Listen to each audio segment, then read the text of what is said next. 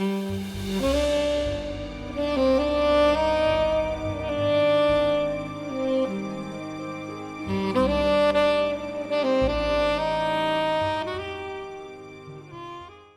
story was sponsored by Gavin Critchley, who has kindly provided the funds to allow me to record it and give it as a gift from him to all of you. So thank you very much, Gavin, for your kind patronage of this channel. Thank you again.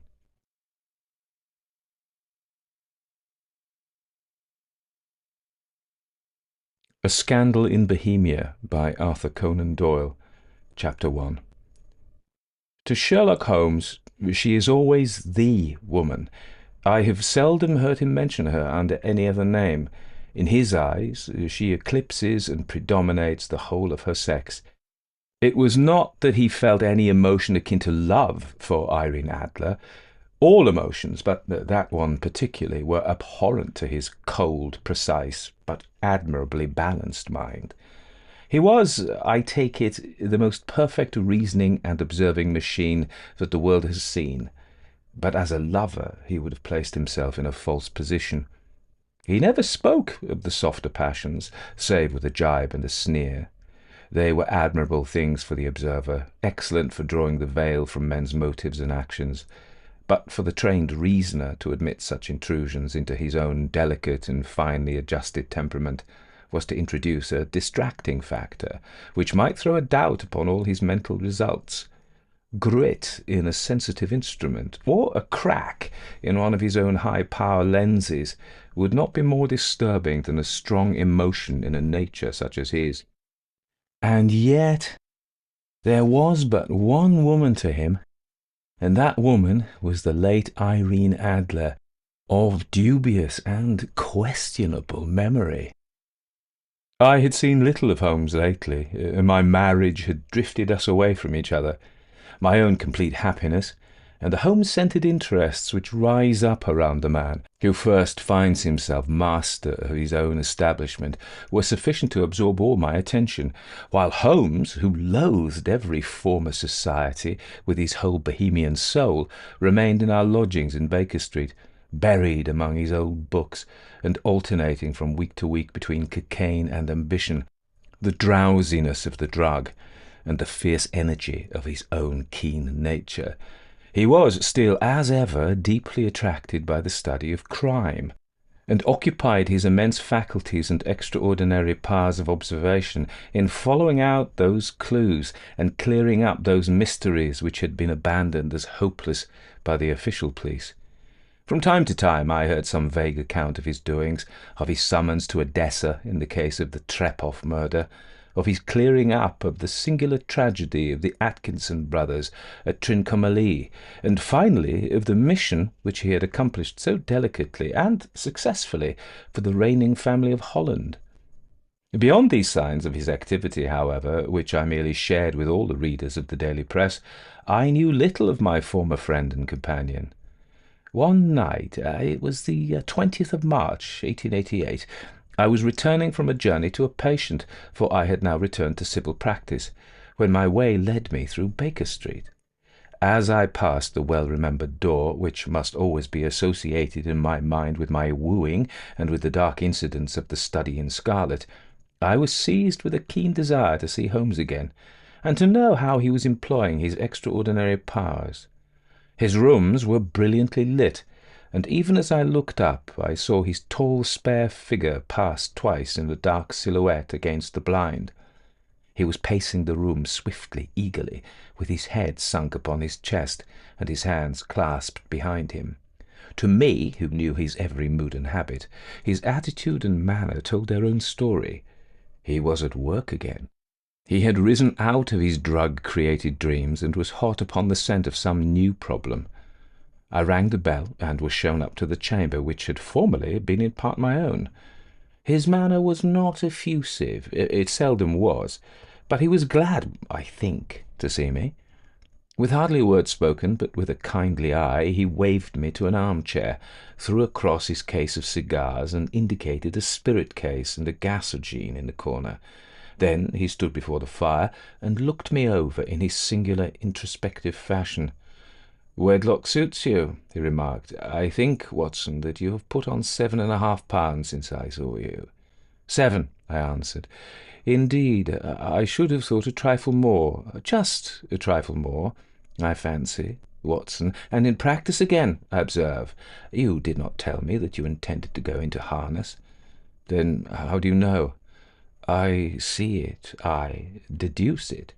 How do I know that you have been getting yourself very wet lately, and that you have a most clumsy and careless servant girl?" "My dear Holmes," said I, "this is too much. You would certainly have been burned had you lived a few centuries ago. It's true that I had a country walk on Thursday and came home in a dreadful mess, but as I have changed my clothes, I can't imagine how you deduce it. As to Mary Jane, she is incorrigible, and my wife has given her notice, but there again I fail to see how you work it out." He chuckled to himself and rubbed his long, nervous hands together. "It is simplicity itself," said he. "My eyes tell me that on the inside of your left shoe, just where the firelight strikes it, the leather is scored by 6 almost parallel cuts. Obviously, they have been caused by someone who has very carelessly scraped round the edges of the sole in order to remove crusted mud from it. Hence, you see, my double deduction that you had been out in vile weather, and that you had a particularly malignant boot-slitting specimen of the London slavey. As to your practice, if a gentleman walks into my room smelling of ideoform, with a black mark of nitrate of silver upon his right forefinger, and a bulge on the right side of his top hat to show where he has secreted his stethoscope, I must be dull indeed if I do not pronounce him to be an active member of the medical profession." I couldn't help laughing at the ease with which he had explained his process of deduction. "When I hear you give your reasons," I remarked, "the thing always appears to me to be so ridiculously simple that I could easily do it myself, though at each successive instance of your reasoning I am baffled until you explain your process. And yet I believe that my eyes are as good as yours." "Quite so," he answered, lighting a cigarette and throwing himself down into an armchair. "You see, but you do not observe. The distinction is clear. For example, you have frequently seen the steps which lead up from the hall to this room." "Frequently." "How often?" "Well, some hundreds of times." "Then how many are there?" How many? I don't know." "Quite so. You have not observed, and yet you have seen. That is just my point.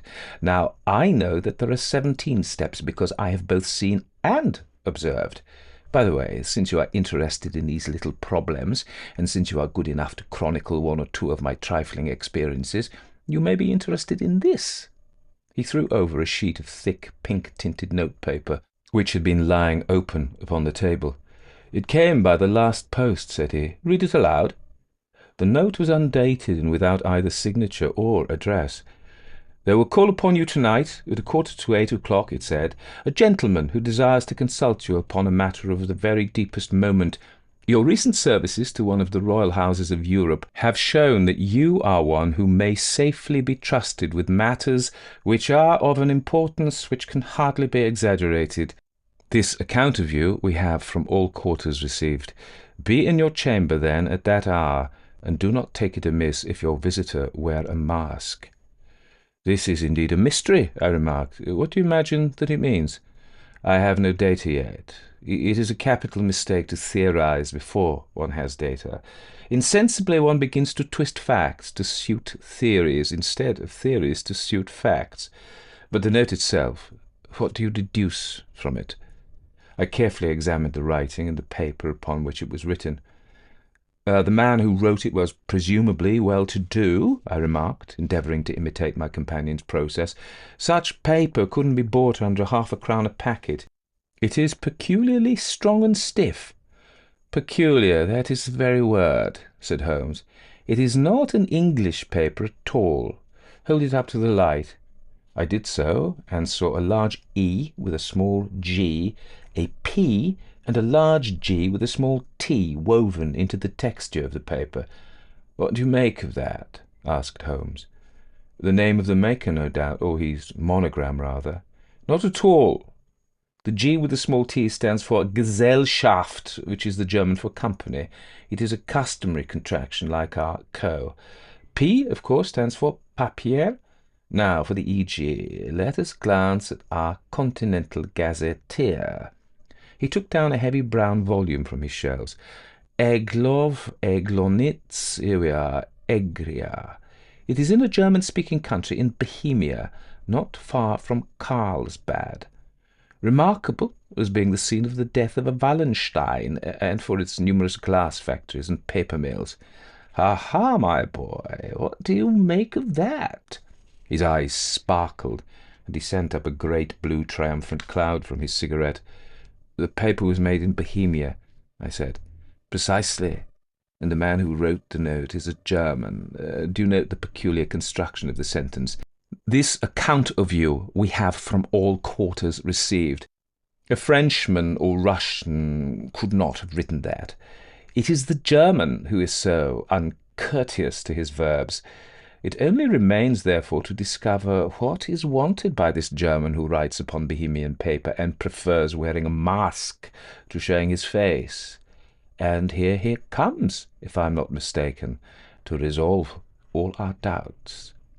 As he spoke, there was the sharp sound of horses' hoofs and grating wheels against the curb, followed by a sharp pull at the bell. Holmes whistled. "A pair, by the sound," said he. "Yes," he continued, glancing out of the window. "A nice little broom and a pair of beauties. 150 guineas apiece. There's money in this case, Watson, if there's nothing else." "I think that I'd better go, Holmes." "Not a bit, Doctor. Stay where you are. I'm lost without my Boswell, and this promises to be interesting. It would be a pity to miss it. But your client—" "Never mind him. I may want your help, and so may he. Here he comes. Sit down in that armchair, Doctor, and give us your best attention." A slow and heavy step, which had been heard upon the stairs and in the passage, paused immediately outside the door. Then there was a loud and authoritative tap. "Come in," said Holmes. A man entered who could hardly have been less than 6 feet 6 inches in height, with the chest and limbs of a Hercules. His dress was rich, with a richness which would, in England, be looked upon as akin to bad taste. Heavy bands of astrakhan were slashed across the sleeves and fronts of his double-breasted coat, while the deep blue cloak, which was thrown over his shoulders, was lined with flame-coloured silk and secured at the neck with a brooch which consisted of a single flaming beryl. Boots, which extended halfway up his calves, and which were trimmed at the tops with rich brown fur, completed the impression of barbaric opulence which was suggested by his whole appearance. He carried a broad-brimmed hat in his hand, while he wore across the upper part of his face, extending down past the cheekbones, a black vizard mask, which he had apparently adjusted at that very moment, for his hand was still raised to it as he entered. From the lower part of his face he appeared to be a man of strong character, with a thick hanging lip and a long straight chin, suggestive of resolution pushed to the length of obstinacy. "You had my note?" he asked, with a deep harsh voice and a strongly marked German accent. "I told you that I would call." He looked from one to the other of us, as if uncertain which to address. "Pray, take a seat," said Holmes. "This is my friend and colleague, Dr. Watson, who is occasionally good enough to help me in my cases. Whom have I the honour to address?" "You may address me as the Count von Kram, a Bohemian nobleman. I understand that this gentleman, your friend, is a man of honour and discretion, whom I may trust with a matter of most extreme importance. If not, I should much prefer to communicate with you alone." I rose to go, but Holmes caught me by the wrist and pushed me back into my chair. "It is both, or none," said he. "You may say before this gentleman anything which you may say to me." The Count shrugged his broad shoulders. "Then I must begin," said he, "by binding you both to absolute secrecy for 2 years. At the end of that time the matter will be of no importance. At present it is not too much to say that it is of such weight it may have an influence upon European history." "I promise," said Holmes. "And I—" "You will excuse this mask," continued our strange visitor. "The august person whom employs me wishes his agent to be unknown to you, and I may confess at once that the title by which I have just called myself is not exactly my own." "I was aware of it," said Holmes dryly. "The circumstances are of great delicacy, and every precaution has to be taken to quench what might grow to be an immense scandal and seriously compromise one of the reigning families of Europe. To speak plainly, the matter implicates the great house of Ormstein, hereditary kings of Bohemia." "I was also aware of that," murmured Holmes, settling himself down in his armchair and closing his eyes. Our visitor glanced with some apparent surprise at the languid, lounging figure of the man, who had been no doubt depicted to him as the most incisive reasoner and most energetic agent in Europe. Holmes slowly reopened his eyes and looked impatiently at his gigantic client. "If your Majesty would condescend to state your case," he remarked, "I should be better able to advise you." The man sprang from his chair and paced up and down the room in uncontrollable agitation. Then, with a gesture of desperation, he tore the mask from his face and hurled it upon the ground. "You are right," he cried. "I am the king. Why should I attempt to conceal it?" "Why, indeed," murmured Holmes, "your Majesty had not spoken before I was aware that I was addressing Wilhelm Gottsreich Sigismund von Ormstein, Grand Duke of Castle Fallstein, and hereditary King of Bohemia." "But you can understand," said our strange visitor, sitting down once more and passing his hand over his high white forehead, "you can understand that I am not accustomed to doing such business in my own person. Yet the matter was so delicate that I could not confide it to an agent without putting myself in his power.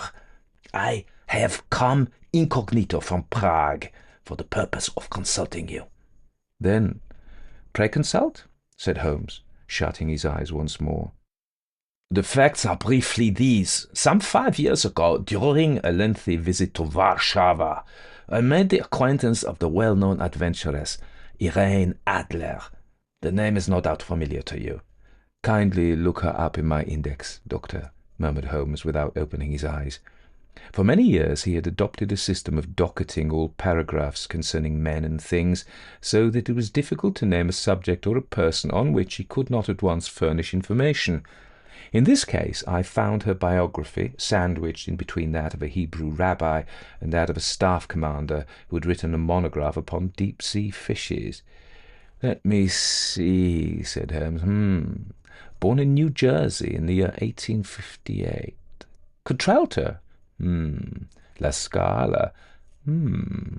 Prima donna Imperial Opera of Warsaw. Yes. Retired from operatic stage. Ha ha. Living in London. Quite so. Your Majesty, as I understand, became entangled with this young person, wrote her some compromising letters, and is now desirous of getting these letters back." "Precisely so, but how—" "Was there a secret marriage?" "None." "No legal papers or certificates?" "None." "Then I fail to follow, your Majesty. If this young person should produce her letters for blackmailing or other purposes, how is she to prove their authenticity?" "There is the writing." "Pooh-pooh, forgery." "My private notepaper." "Stolen." "My own seal." "Imitated." "My photograph." "Bought." "We were both in the photograph."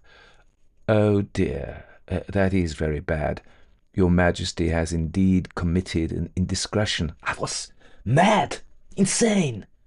"You have compromised yourself seriously." "I was only Crown Prince then. I was young. I am but 30 now." "It must be recovered." "We have tried and failed." "Your Majesty must pay. It must be bought." "She will not sell." "Stolen, then." 5 attempts have been made. Twice burglars in my pay ransacked her house.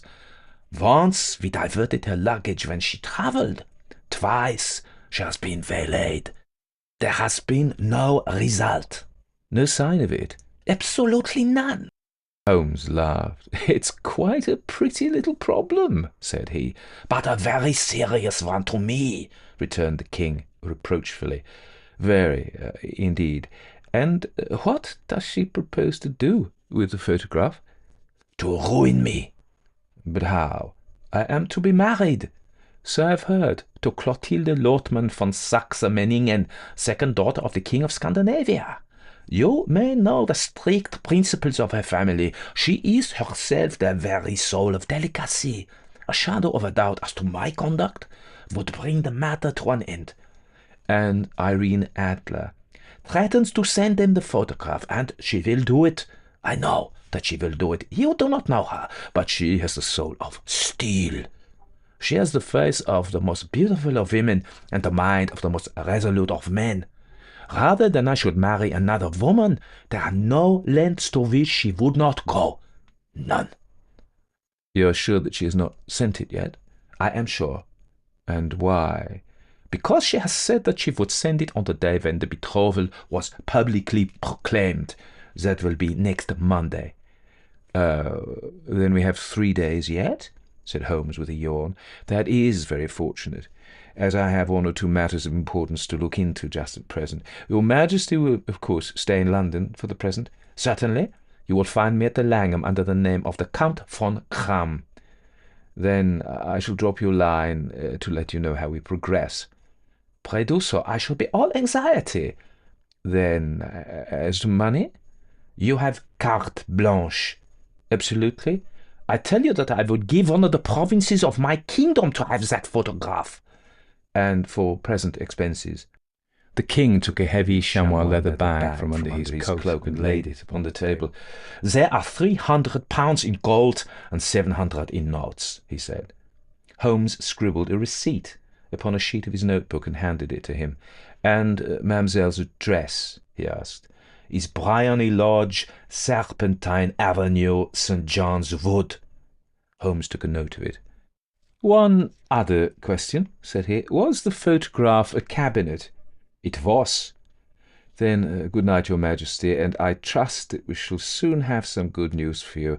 And good night, Watson, he added, as the wheels of the royal brougham rolled down the street. If you will be good enough to call tomorrow afternoon at 3 o'clock, I should like to chat this little matter over with you. 2. At 3 o'clock precisely I was at Baker Street, but Holmes hadn't yet returned. The landlady informed me that he had left the house shortly after 8 o'clock in the morning. I sat down beside the fire, however, with the intention of awaiting him, however long he might be. I was already deeply interested in this inquiry, for although it was surrounded by none of the grim and strange features which were associated with the 2 crimes which I have already recorded, still the nature of the case and the exalted station of his client gave it a character of its own. Indeed, apart from the nature of the investigation which my friend had on hand, there was something in his masterly grasp of the situation and his keen, incisive reasoning which made it a pleasure to me to study his system of work and to follow the quick, subtle methods by which he disentangled the most inextricable mysteries. So accustomed was I to his invariable success that the very possibility of his failing had ceased to enter into my head. It was close upon 4 before the door opened, and a drunken-looking groom, ill-kempt and side-whiskered, with an inflamed face and disreputable clothes, walked into the room. Accustomed as I was to my friend's amazing powers in the use of disguises, I had to look 3 times before I was certain that it was indeed he. With a nod he vanished into the bedroom, whence he emerged in 5 minutes, tweed-suited and respectable as of old. Putting his hands into his pockets, he stretched out his legs in front of the fire and laughed heartily for some minutes. "Well, really," he cried, and then he choked and laughed again until he was obliged to lie back limp and helpless in the chair. "What is it?" "It's quite too funny. I'm sure you could never guess how I employed my morning and what I ended by doing." "I can't imagine." "I suppose that you've been watching the habits and perhaps the house of Miss Irene Adler." "Quite so, but the sequel was rather unusual. I'll tell you, however. I left the house a little after 8 this morning in the character of a groom out of work. There is a wonderful sympathy and freemasonry among horsey men. Be one of them, and you will know all that there is to know. I soon found Bryony Lodge. It is a bijou villa with a garden at the back, but built out in front, right up to the road, 2 stories. chub lock to the door, large sitting room on the right side, well furnished, with long windows almost to the floor, and those preposterous English window fasteners which a child could open. Behind, there was nothing remarkable, save that the passage window could be reached from the top of the coach-house. I walked round it and examined it closely from every point of view, but without noting anything else of interest. I then lounged down the street and found, as I expected, that there was a mews in a lane which runs down by one wall of the garden. I lent the ostlers a hand in rubbing down their horses, and received in exchange twopence, a glass and a half, 2 fills of shag tobacco, and as much information as I could desire about Miss Adler, to say nothing of half a dozen other people in the neighbourhood in whom I was not in the least interested, but whose biographies I was compelled to listen to. "And what of Irene Adler?" I asked. "Oh, she has turned all the men's heads down in that part. She is the daintiest thing under a bonnet on this planet, so say the Serpentine Mews to a man. She lives quietly, sings at concerts, drives out at 5 every day, and returns at 7 sharp for dinner, seldom goes out at other times except when she sings, has only one male visitor, but a good deal of him. He is dark, handsome, and dashing, never calls less than once a day, and often twice. He is a Mr. Godfrey Norton of the Inner Temple. See the advantages of a cabman as a confidant. They had driven him home a dozen times from Serpentine Mews and knew all about him. When I had listened to all they had to tell, I began to walk up and down near Bryony Lodge once more, and to think over my plan of campaign. This Godfrey Norton was evidently an important factor in the matter. He was a lawyer. That sounded ominous. What was the relation between them, and what the object of his repeated visits? Was she his client, his friend, or his mistress? If the former, she had probably transferred the photograph to his keeping. If the latter, it was less likely. On the issue of this question depended whether I should continue my work at Bryony Lodge, or turn my attention to the gentlemen's chambers in the Temple. It was a delicate point, and it widened the field of my inquiry. I fear that I bore you with these details, but I have to let you see my little difficulties, if you are to understand the situation. "I'm following you closely," I answered. I was still balancing the matter in my mind when a hansom cab drove up to Bryony Lodge, and a gentleman sprang out. He was a remarkably handsome man, dark, aquiline, and moustached, evidently the man of whom I had heard. He appeared to be in a great hurry, shouted to the cabman to wait, and brushed past the maid who opened the door with the air of a man who was thoroughly at home. He was in the house about half an hour, and I could catch glimpses of him in the windows of the sitting-room, pacing up and down, talking excitedly and waving his arms. Of her I could see nothing. Presently he emerged, looking even more flurried than before. As he stepped up to the cab, he pulled a gold watch from his pocket and looked at it earnestly. "Drive like the devil," he shouted, "first to Gross and Hankey's in Regent Street, and then to the Church of St. Monica in the Edgware Road. Half a guinea if you do it in 20 minutes.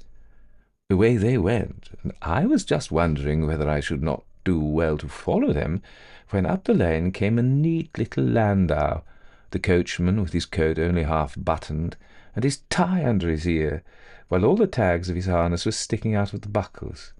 I hadn't pulled up before she shot out of the hall door and into it.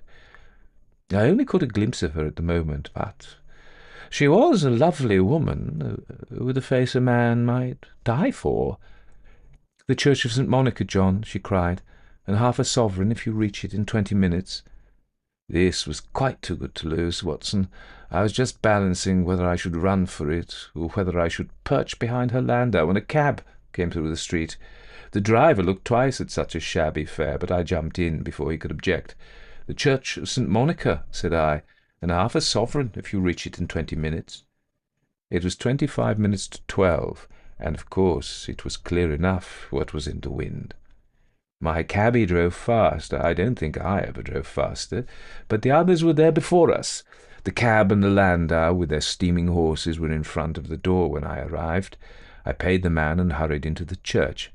There was not a soul there save the two whom I had followed and a surpliced clergyman, who seemed to be expostulating with them. They were all three standing in a knot in front of the altar. I lounged up the side aisle like any other idler who has dropped into a church. Suddenly, to my surprise, the three at the altar faced round to me, and Godfrey Norton came running as hard as he could towards me. "Thank God!" he cried. "You'll do. Come, come." "What then?" I asked. "Come, man, come. Only 3 minutes, or it won't be legal." I was half dragged up to the altar, and before I knew where I was, I found myself mumbling responses which were whispered in my ear, and vouchsafing for things of which I knew nothing, and generally assisting in the secure tying up of Irene Adler, spinster, to Godfrey Norton, bachelor. It was all done in an instant, and there was the gentleman thanking me on the one side and the lady on the other, while the clergyman beamed on me in front. It was the most preposterous position in which I ever found myself in my life, and it was the thought of that started me laughing just now. It seems that there had been some informality about their license, that the clergyman absolutely refused to marry them without a witness of some sort, and that my lucky appearance saved the bridegroom from having to sally out into the streets in search of a best man. The bride gave me a sovereign, and I mean to wear it on my watch chain, in memory of the occasion. That was a very unexpected turn of events. What then? Well, I found my plans very seriously menaced. It looked as if the pair might take an immediate departure, and so necessitate very prompt and energetic measures on my part. At the church door, however, they separated, he driving back to the temple, and she to her own house. "I shall drive out in the park at 5 as usual," she said as she left him. I heard no more. They drove away in different directions, and I went off to make my own arrangements. "Which are?" "Some cold beef and a glass of beer," he answered, ringing the bell. "I have been too busy to think of food, and I am likely to be busier still this evening. By the way, Doctor, I shall want your cooperation." "I shall be delighted." "You don't mind breaking the law?" "Not in the least." "Nor running a chance of arrest?" "Not in a good cause." "Oh, the cause is excellent. Then I'm your man." "I was sure that I might rely on you. But what is it you wish?" "When Mrs. Turner has brought in the tray, I will make it clear to you. Now," he said, as he turned hungrily on the simple fare that our landlady had provided, "I must discuss it while I eat, for I have not much time. It's nearly 5 now. In 2 hours we must be on the scene of action. Miss Irene, or Madame, rather, returns from her drive at 7. We must be at Briony Lodge to meet her. And what then?" "You must leave that to me. I have already arranged what is to occur. There is only one point on which I must insist. You must not interfere, come what may. You understand? I am to be neutral, to do nothing whatever. There will probably be some small unpleasantness. Do not join in it. It will end in my being conveyed into the house. 4 or 5 minutes afterwards the sitting-room window will open. You are to station yourself close to that open window. Yes? You are to watch me, for I will be visible to you. Yes. And when I raise my hand, so, you will throw into the room what I give you to throw, and will at the same time raise the cry of fire. You quite follow me? Entirely. It is nothing very formidable," he said, taking a long cigar-shaped roll from his pocket.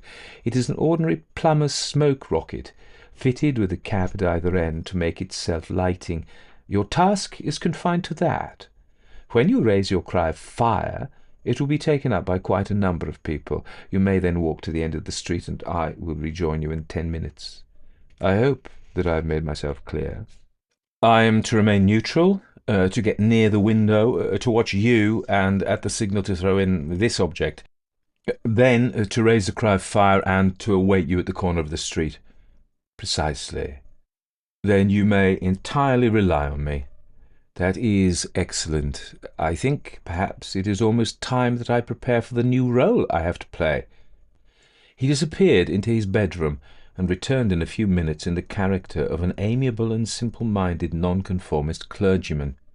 His broad black hat, his baggy trousers, his white tie, his sympathetic smile, and the general look of peering and benevolent curiosity were such as Mr. John Hare alone could have equalled. It was not merely that Holmes changed his costume. His expression, his manner, his very soul seemed to vary with every fresh part that he assumed. The stage lost a fine actor, even as science lost an acute reasoner when he became a specialist in crime. It was 6:15 when we left Baker Street, and it still wanted 10 minutes to the hour when we found ourselves in Serpentine Avenue. It was already dusk, and the lamps were just being lighted as we paced up and down in front of Briony Lodge, waiting for the coming of its occupant. The house was just such as I had pictured it from Sherlock Holmes's succinct description, but the locality appeared to be less private than I expected. On the contrary, for a small street in a quiet neighbourhood, it was remarkably animated. There was a group of shabbily dressed men smoking and laughing in a corner, a scissors grinder with his wheel, 2 guardsmen who were flirting with a nurse girl, and several well-dressed young men who were lounging up and down with cigars in their mouths.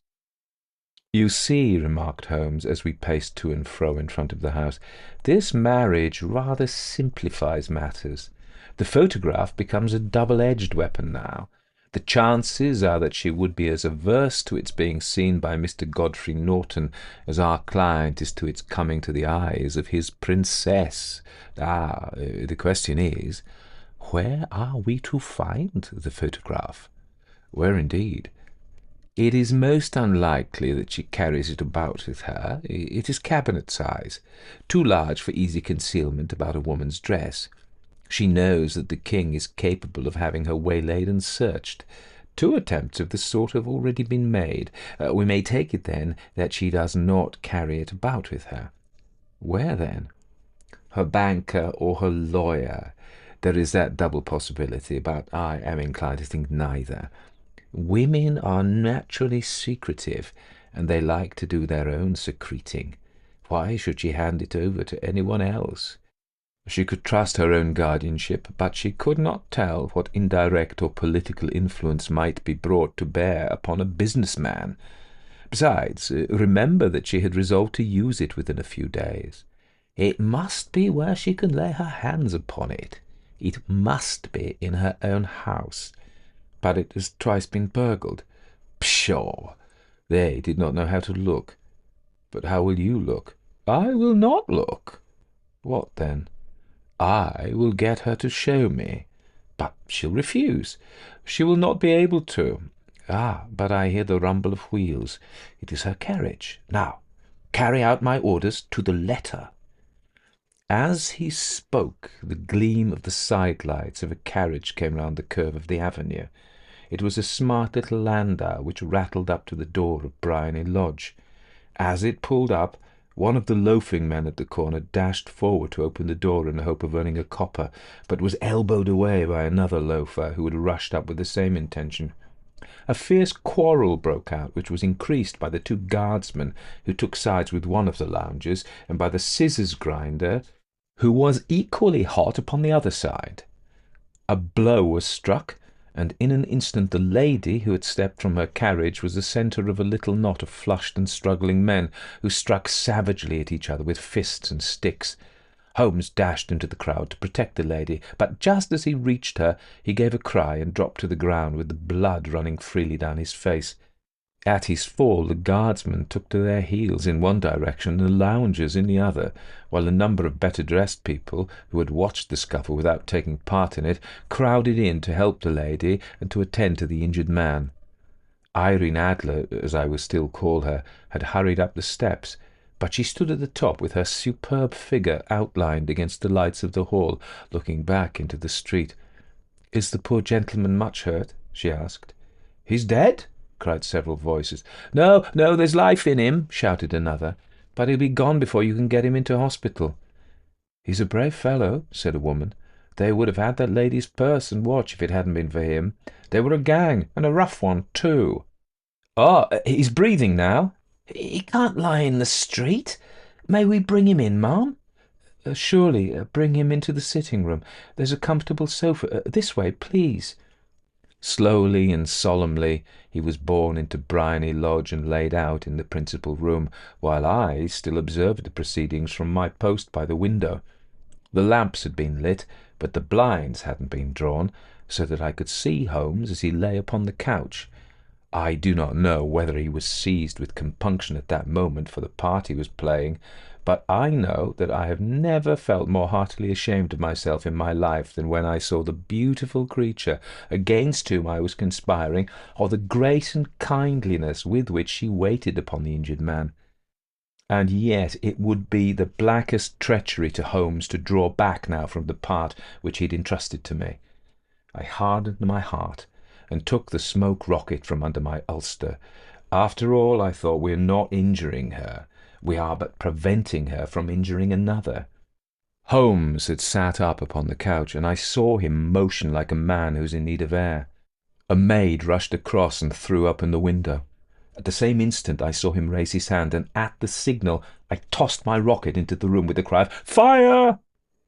The word was no sooner out of my mouth than the whole crowd of spectators, well-dressed and ill, gentlemen, ostlers, and servant-maids, joined in a general shriek of "Fire!" Thick clouds of smoke curled through the room, and out at the open window. I caught a glimpse of rushing figures, and a moment later the voice of Holmes from within, assuring them that it was a false alarm. Slipping through the shouting crowd, I made my way to the corner of the street, and in 10 minutes was rejoiced to find my friend's arm in mine, and to get away from the scene of uproar. He walked swiftly and in silence for some few minutes, until we had turned down one of the quiet streets which lead towards the Edgware Road. "You did it very nicely, Doctor," he remarked. "Nothing could have been better. It is all right. You have the photograph. I know where it is." "And how did you find out?" "She showed me, as I told you she would." "I'm still in the dark." "I do not wish to make a mystery," said he, laughing. "The matter was perfectly simple. You, of course, saw that everyone in the street was an accomplice. They were all engaged for the evening. I guessed as much. Then, when the row broke out, I had a little moist red paint in the palm of my hand. I rushed forward, fell down, clapped my hand to my face, and became a piteous spectacle. It's an old trick. This also I could fathom. Then they carried me in. She was bound to have me in. What else could she do?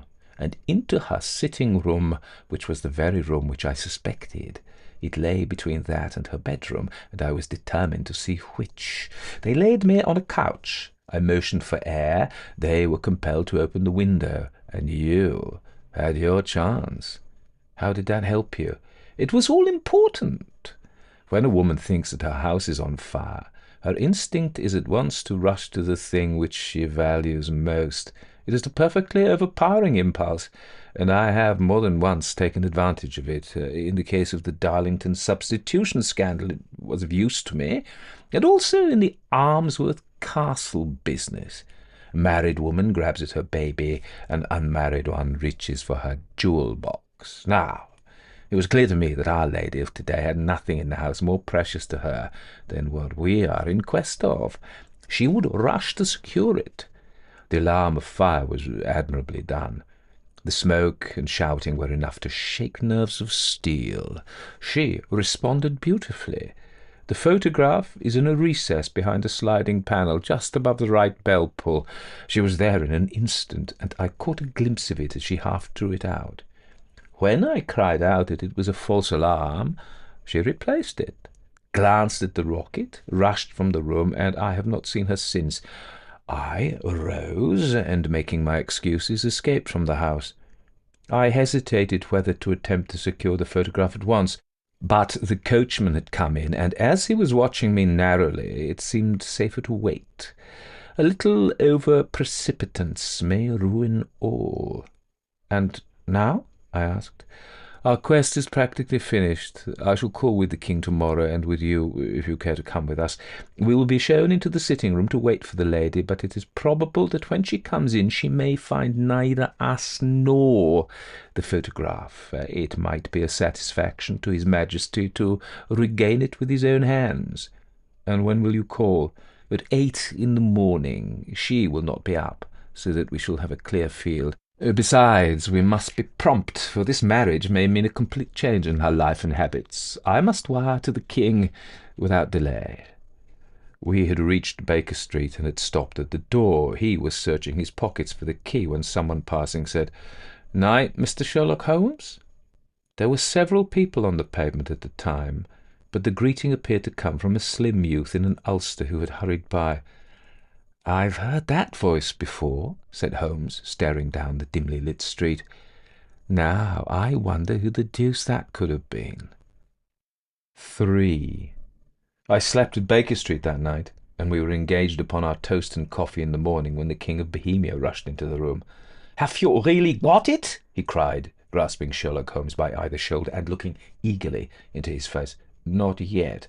"But you have hopes." "I have hopes." "Then come, I am all impatience to be gone." "We must have a cab." "No, my brougham is waiting." "Then that will simplify matters." We descended and started off once more for Briony Lodge. "Irene Adler is married," remarked Holmes. "Married? When?" "Yesterday." "But to whom?" "To an English lawyer named Norton." "But she could not love him?" "I am in hopes that she does." "And why in hopes?" "Because it would spare your Majesty all fear of future annoyance. If the lady loves her husband, she does not love your Majesty. If she does not love your Majesty, there is no reason why she should interfere with your Majesty's plan." "It is true, and yet, well, I wish she had been of my own station. What a queen she would have made." He relapsed into a moody silence, which was not broken until we drew up in Serpentine Avenue. The door of Briony Lodge was open, and an elderly woman stood upon the steps. She watched us with a sardonic eye as we stepped from the brougham. "Mr. Sherlock Holmes, I believe," said she. "I am Mr. Holmes," answered my companion, looking at her with a questioning and rather startled gaze. "Indeed, my mistress told me that you were likely to call. She left this morning with her husband by the 5:15 train from Charing Cross for the Continent." "What?" Sherlock Holmes staggered back, white with chagrin and surprise. "Do you mean that she has left England?" "Never to return." "And the papers?" asked the king hoarsely. "All is lost." "We shall see." He pushed past the servant and rushed into the drawing-room, followed by the king and myself. The furniture was scattered about in every direction, with dismantled shelves and open drawers, as if the lady had hurriedly ransacked them before her flight. Holmes rushed at the bell-pull, tore back a small sliding shutter, and plunging in his hand pulled out a photograph and a letter. The photograph was of Irene Adler herself in evening dress. The letter was superscribed to Sherlock Holmes, Esquire, to be left till called for. My friend tore it open, and we all three read it together. It was dated at midnight of the preceding night, and ran in this way: "My dear Sherlock Holmes, you really did it very well. You took me in completely. Until after the alarm of fire, I had not a suspicion. But then, when I found how I had betrayed myself, I began to think. I had been warned against you months ago. I had been told that if the king employed an agent, it would certainly be you, and your address had been given me. Yet, with all this, you made me reveal what you wanted to know. Even after I became suspicious, I found it hard to think evil of such a dear, kind old clergyman. But, you know, I have been trained as an actress myself. Male costume is nothing new to me. I often take advantage of the freedom which it gives. I sent John, the coachman, to watch you, ran upstairs, got into my walking clothes, as I call them, and came down just as you departed. Well, I followed you to your door, and so made sure that I was really an object of interest to the celebrated Mr. Sherlock Holmes. Then, rather imprudently, wished you good night and started for the Temple to see my husband. We both thought the best resource was flight when pursued by so formidable an antagonist. So you will find the nest empty when you call tomorrow. As to the photograph, your client may rest in peace. I love and am loved by a better man than he. The king may do what he will without hindrance from one whom he has cruelly wronged. I kept it only to safeguard myself and to preserve a weapon which will always secure me from any steps which he might take in the future.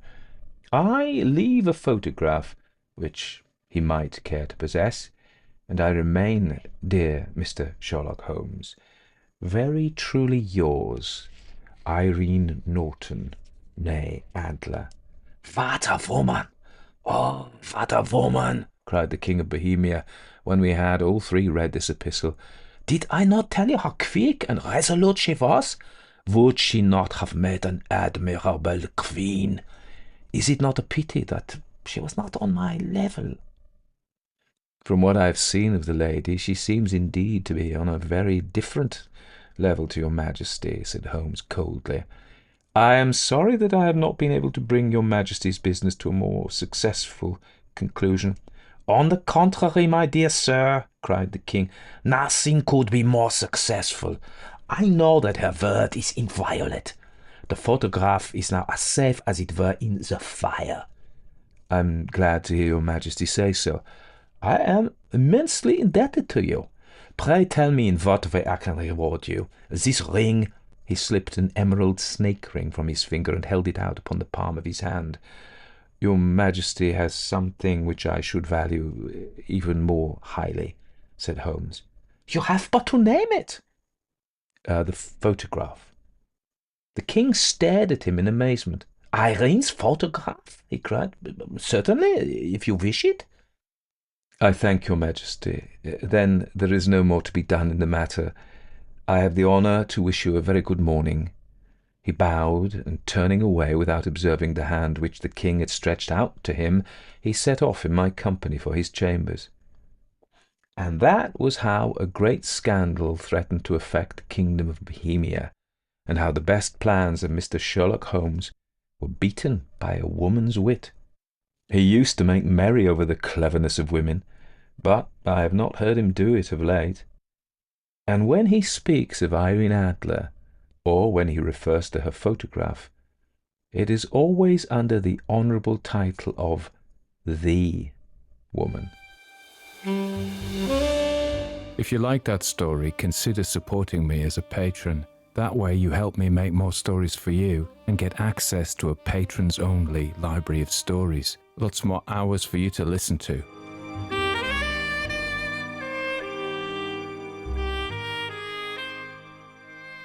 So that was A Scandal in Bohemia, published in 1891, written by Arthur Conan Doyle, later Sir Arthur Conan Doyle. We've done a few Holmes stories now, so I'm guessing that you've heard his biography. He was born in Edinburgh, Scotland, to a family of Irish descent, hence Conan Doyle. He was a doctor. He when he was, yeah, you know all this. You know all this. Okay, let's not talk about that. Let's talk about this story. So, published in 1891, first appeared in print in July 1891 in the Strand magazine. Strand later became intrinsically linked with the Sherlock Holmes stories. This was the first of the Sherlock Holmes short stories to be published, which followed the two novels A Study in Scarlet, 1887, and The Sign of Four, 1890. Later, A Scandal in Bohemia was collected, of course.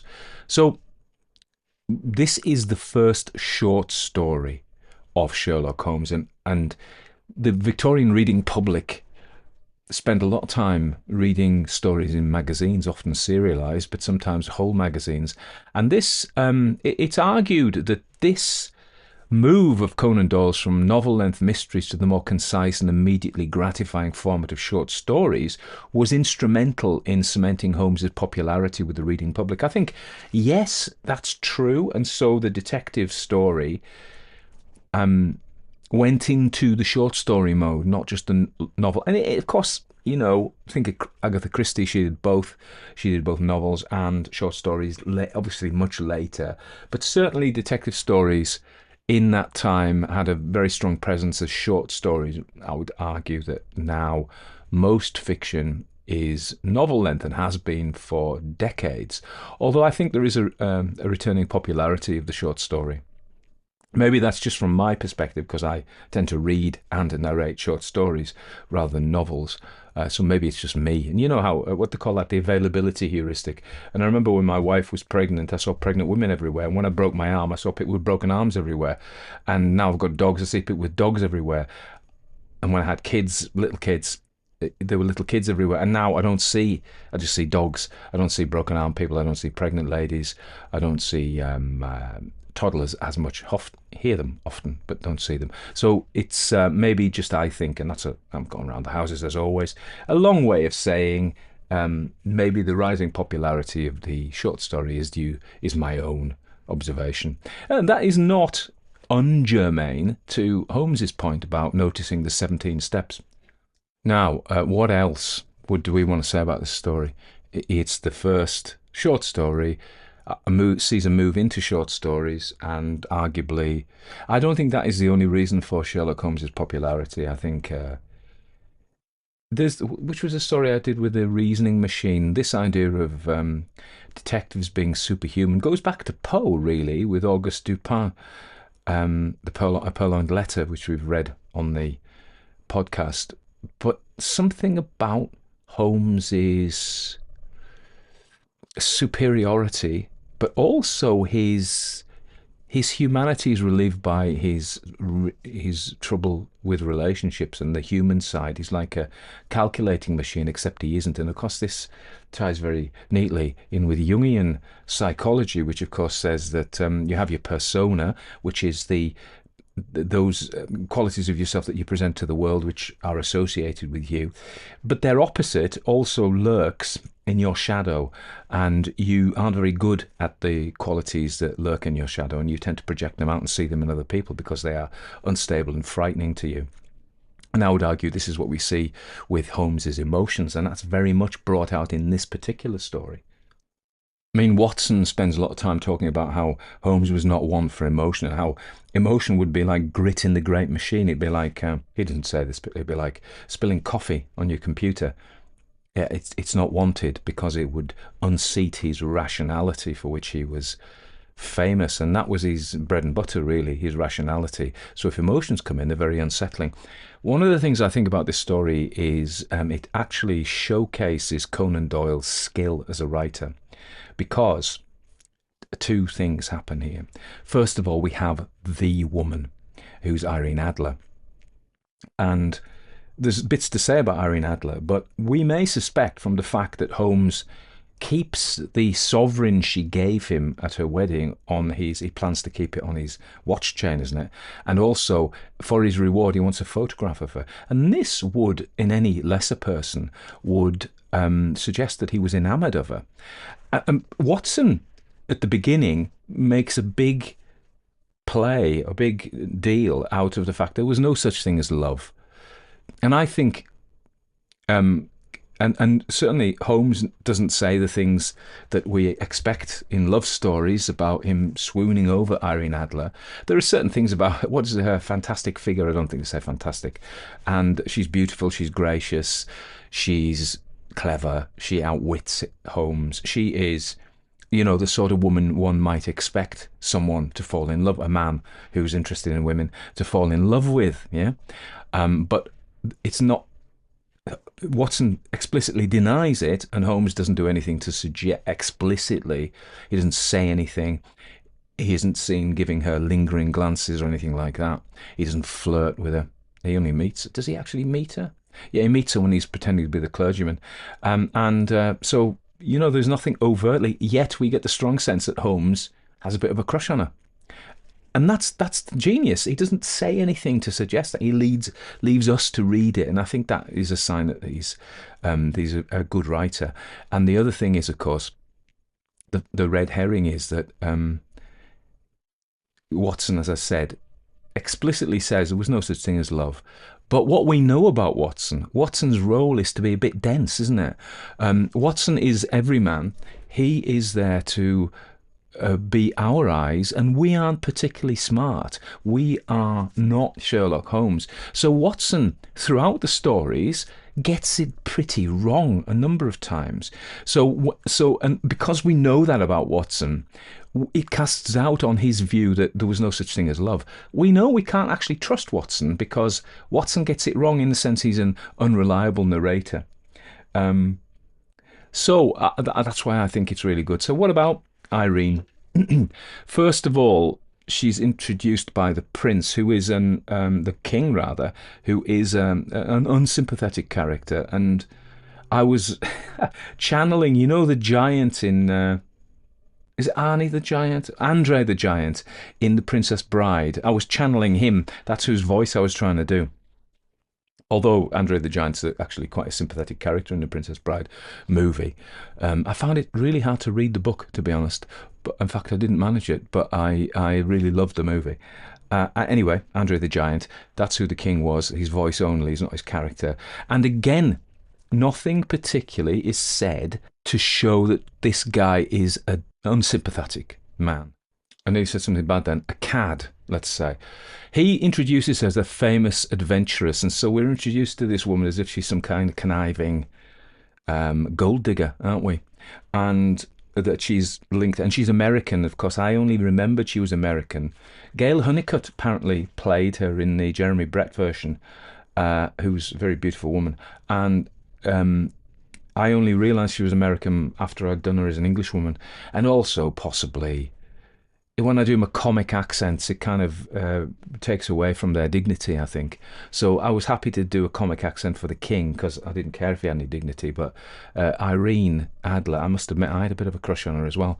And I didn't want to take away from her dignity of doing some kind of sort of Brooklyn, my version of a Brooklyn accent. Okay, so he's not nice. And we're like, and he's had a burgle twice and waylaid. And you're like, right, okay. And he apologizes for himself. He blames her. She was a famous adventuress and he was only young, and come on, And so the king doesn't come across, and Holmes laughs at him at one point, and of course he famously refuses to shake his hand at the end, or he doesn't shake his hand. So I think, again, Conan Doyle is showing, not telling. He doesn't tell us what Holmes thinks of the king, but we know, because of the way he's written it, because of the way he's shown it. So I think, again, a tribute to Conan Doyle's writing there. And if we look at Irene Adler, she's gracious. She is sympathetic towards the clergyman that, of course, disguises her a Sherlock Holmes thing. She is a nice person. And she's beautiful, and beautiful and good don't go together, although the Greeks thought they did, and we tend to think they do, but they don't. You can be beautiful without being good, and good without being beautiful. It's great if you're both, and rich as well. All three really work, but together there's a synergy there. But some of us only have one or two of them. Yeah. Okay, so what else do we want to say about Irene Adler? She's clever, and she's smart, she's intuitive, she susses him. Not many people in these stories suss Sherlock Holmes, and she has this intuition that she gets him. And also, it's kind of set up to suggest that the man she marries, this lawyer, is possibly a bit of a adventurer, if you like. He's trying to get something out of her, but ultimately it appears that it's just a love thing. And so she's decent, she's honest, she is, and if you think of what she was going to do is send the photograph, was that to warn the woman? She wasn't going to do it once he was married and ruin the marriage. She was going to send it when on his betrothal, perhaps to warn the woman who's got engaged to him that he's a bit of a bleep. So I think Irene Adler is beautifully written, and showing, not telling, really works for that. And the subversion of the expectation is the issue that, again, attribute to this being a superior type of detective story. The golden age of detective stories was not quite in its swing at this point. but their detectives are superhuman, aren't they? And in many cases, I don't know every single detective of every story of every detective, but Holmes is outwitted. Holmes fails. That's set up because Watson says, his invariable success, and guess what? He doesn't succeed. So I think this is an absolutely wonderful piece of writing craft, and I thought as I was reading it, one of the reasons why it works really well is we have the traditional setup. Here's the client coming in, which we see a lot in the Sherlock Holmes stories. The story is given to us, and then we also, as I've said before, it turns out the story isn't exactly right. But then we have the detection, and usually what happens is Holmes goes off detecting, he works it all out, and we have a bit of that. His detection is to find out where the photograph is, and he does it perfectly. And then his next part is the plan to get in the house and find, yeah, that's it. It's all done perfectly, isn't it? And then we expect the denouement. We expect them to turn up at Irene Adler's house, it all to be worked out, and the mystery, the plot, the case to be solved, the picture to go to the king to be happy, and we expect that. But he subverts it because that is not what happens. And then in part 3, chapter 3, Irene Adler has the last laugh in a sense, but it's done in it's not Moriarty, is it? And of course, the other thing about this is, this story sets up the idea of Holmes having adversaries who are his equal, if not his superiors, and that happens in Moriarty later on. We read The Final Problem, didn't we, whereby Moriarty does him to death, although he rises again from the grave. I hope that's not a spoiler to you. If it is, you need to get with the programme, really, because it's only 100-odd years out of date, that spoiler. Anyway, so there we are. So, I mean, there's probably loads more to say, but it's a story that I admire. You might say, why are you doing all the Sherlock Holmeses and Agatha Christie's? And yeah, I like them. That's why. I'll do other people, but I like them. My hard-boiled stuff hasn't come off yet. I don't know what Brendan's doing. He hasn't got back to me. But anyway, I hope you're all well. Hope you enjoyed that, and more next week.